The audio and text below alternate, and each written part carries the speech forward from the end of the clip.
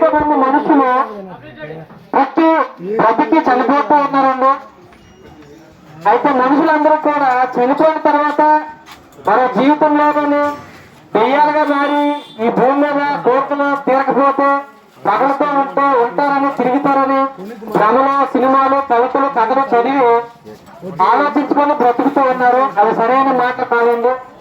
బైబిల్లో పరిశుద్ధ గ్రంథమైన దేవుని మాటలైన బైబిల్లో దేవుడు ఏం రాయించాడంటే మనిషికి మరణం లేదు, చనిపోయిన తర్వాత ఆత్మకి చావు లేదని, ఆ చావు రెండు మార్గాల్లో వెళ్ళాలని, అయితే ఒకటి పరలోకం ఆయన ఉండే చోట అక్కడ పరిశుద్ధులు ఉంటారని, ఇంకోటి నరకమని అది పాపాత్ములు ఉండే చోటని.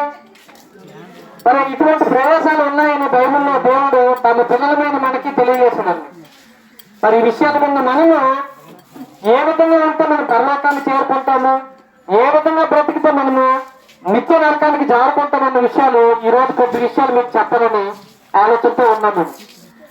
మరి ఈ భూమి మీద పుట్టిన ప్రతి ఒక్కరు కూడా పాపాత్మగా మారిపోయి పాపపు జీవితం బ్రతుకుతూ ఉంటూ ఉండగా మన కోసము పరిశుద్ధుడైన దేవుడు తన ప్రియ కుమారుడైన క్రీస్తుని లోకానికి పంపి పరిశుద్ధుడిగా బ్రతికించి ఆయనను మన కోసం పాప పరిహారార్థ బలిగా అర్పించాడు.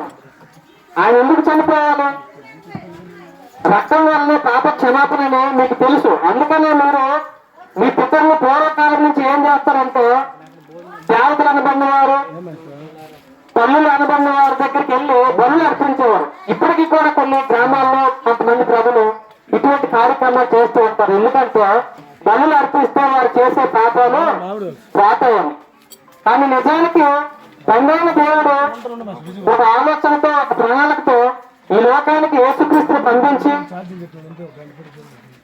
ఆయన ద్వారా సర్వమానవాళ్ళ కొరకు రక్షణ కల్పించి ఆయన నమ్ముకుంటే ఆయన రక్తం చేత కడగబడి పరిశుద్ధులుగా మార్చబడి పరలోకాన్ని చేరుకుంటారన్న గొప్ప సత్యాన్ని బైబిల్లో ఆయన మనసులోని మాటను మనం తెలియజేసినారు.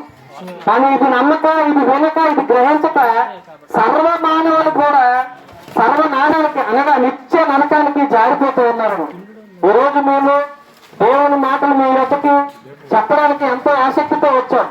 అదేవిధంగా మీరు కూడా ఆసక్తితో వింటే ఆ నిత్య నరకాన్ని తప్పించుకొని మీరు నిత్యము నరకంలో శిక్షను భరించకుండా మీ ఆత్మను రక్షించుకోవాలని ఆశతో మీ ముందుకి ఈ మాటలు తెలియజేయడానికి ముందుకు వచ్చాము.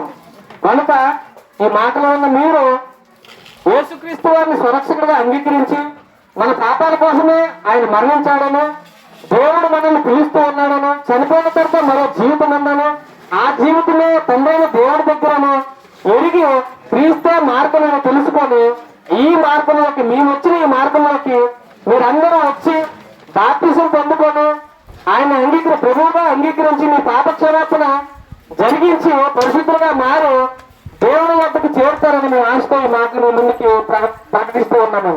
కాబట్టి మీరు మంచి మనసుతో, సాత్వికమైన మనసుతో ఈ మాటలు అంగీకరించి మీకు ఏమైనా సందేహాలు ఉన్నా, ఇతర వివరాలు యేసుక్రీస్తు గురించి తెలుసుకోవాలనుకున్నా, దేవుని గురించి విషయాలు తెలుసుకోవాలనుకున్నా మమ్మల్ని సంప్రదించండి. మీకు ఇచ్చిన పాంప్లెట్ లో మా తాలూకు అడ్రస్ ఉంటుంది.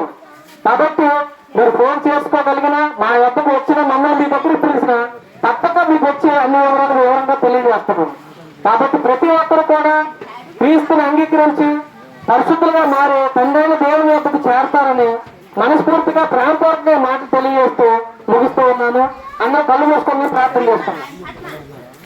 పరమంగా తండ్రి, దేవా పరిశుద్ధుగా మీకే స్థుతులు స్తోత్రములు తండ్రి. తండ్రి ఈ దినం ఏర్పాటు చేసి తండ్రి మమ్మల్ని వాడుకున్న విధానం బట్టండి మీకు కృతజ్ఞతాస్తుతి చెల్లిస్తూ ఉన్నాం.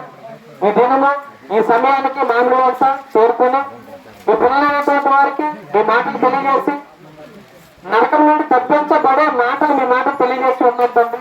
వారు విని రక్షణ పొంది తండ్రి నిత్య నరకాన్ని తప్పించుకొని మిమ్మల్ని చేరుకునే భాగ్యాన్ని, అవకాశాన్ని మీరందరికీ కల్పిస్తారని ఈ చిన్న ప్రాంతంలో ప్రేమ రక్షకుడు క్రీస్తు ప్రాంతం అడిగి వేసుకుంటున్నాను పడుతుంది.